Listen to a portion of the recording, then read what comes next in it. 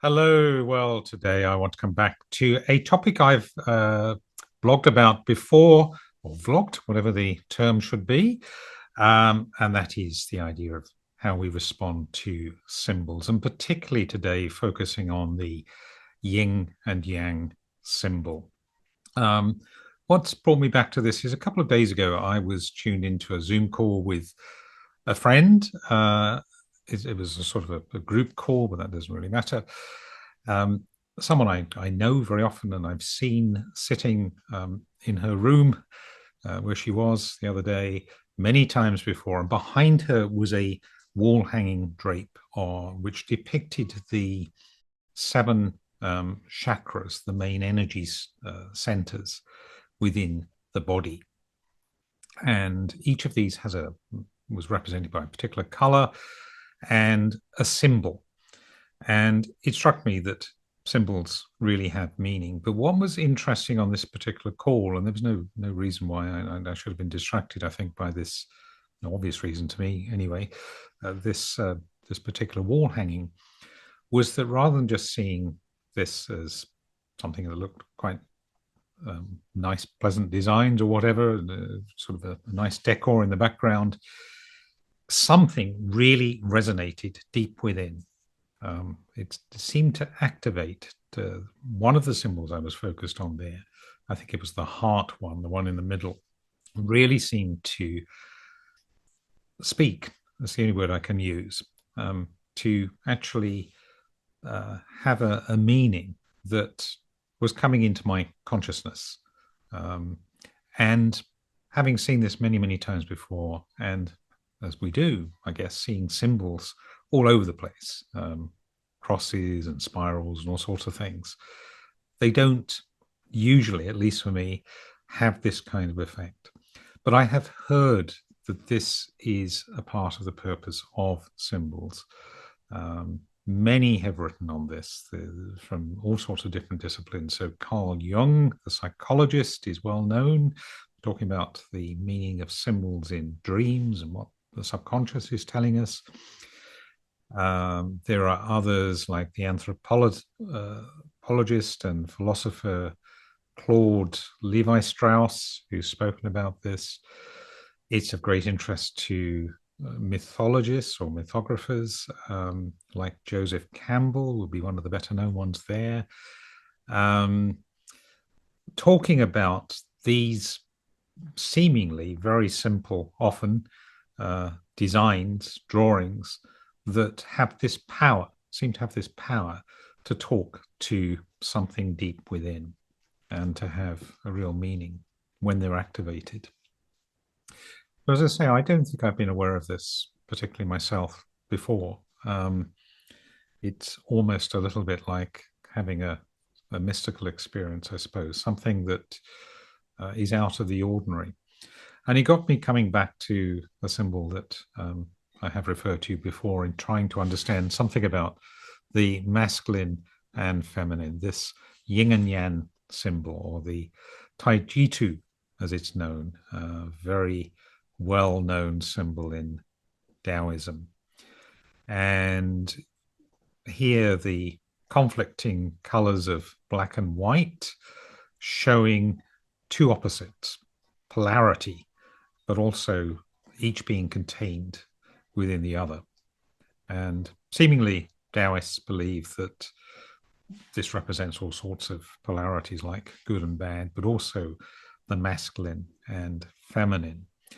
But what they say in their teaching, which is common with the teaching of most, if not all, Eastern faiths that I'm aware of, is that the polarity that we see is just a perception, is not actually real when you actually really pin down the essence of what is there. I won't get into metaphysics and spirituality because that's not really what this video is about, and I'm not necessarily sure I'm going to be the best person to talk about that. But according to a speaker on this on TED, one of the TED Talks, the yin, the dark swirl, is associated with shadows, femininity, and the trough of a wave, whereas the yang, the lighter swirl, represents brightness, passion, and growth, the masculine. Whether you choose black and white to represent masculine and feminine, I don't know. But this idea that there are these two forces in the world. Now, I haven't had the yin and yang speak to me quite the way the heart symbol of the chakra did the other day. So I don't really know how I can relate to it. I do relate to the idea, and this is what I mentioned before, of the masculine being contained within the feminine and vice versa. So there's that little white circle we see within the black swirl and vice versa. And perhaps that pointing to Jung's telling us about the anima and the animus within us. Men, typically male-bodied people, having a feminine within them, and women having a masculine within them that they see mirrored in another person. However, what I think is also apparent to me about symbols is that what we see in two dimensions as a very static image, actually when it gets activated, this is one of these things I can't put into words, this kind of feeling I had the other day, is actually something that can be very, or is perhaps always, for all I know, very dynamic. So the yin and yang symbol, we might imagine spinning in a particular direction very, very quickly. And indeed, not just be a two-dimensional image either, actually having a third dimension. So if we can imagine this as like this is circle as a sphere and spinning perhaps not just around an axis, but if it's possible to imagine this in multiple directions at once. The way I was trying to picture this is not seeing something that's on a page printed in black and white ink or paint or whatever. Well, obviously, we often look at things digitally these days. But if we could imagine smoke or ether or some very fluid, ethereal kind of substance representing these different colors, these different forces, the masculine and feminine. So a swirling of gases, a swirling of smoke. And if you can imagine that spinning very, very quickly, to an observer from a distance, I think you'd begin to see all sorts of things. At times you'd see black, at times you'd see white, at times you'd see different shades of gray. At times everything would just seem to merge together, even though the particle level, the soot or whatever it is in this smoke, there is still black or there is still white in this thing that is moving.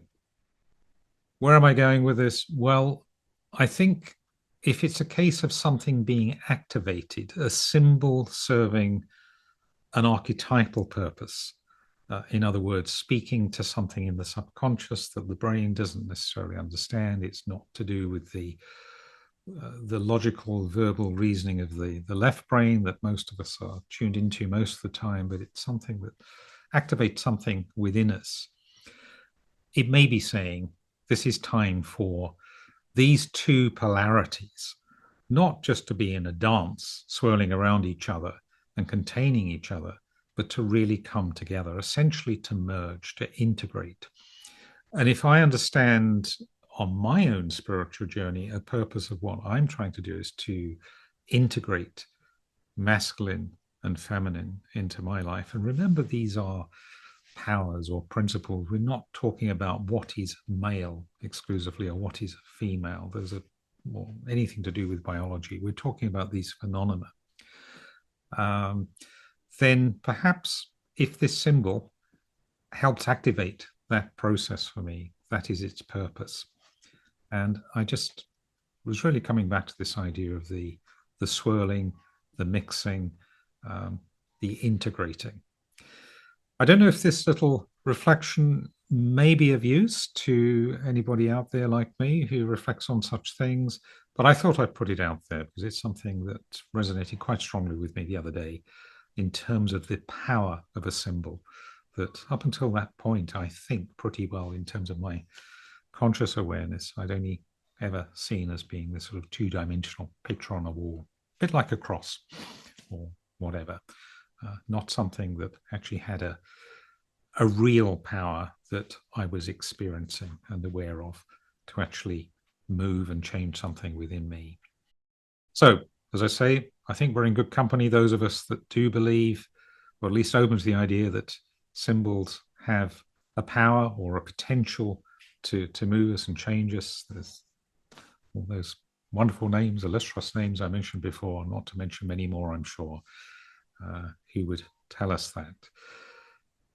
Little reflection, maybe it will trigger something for you, maybe it won't.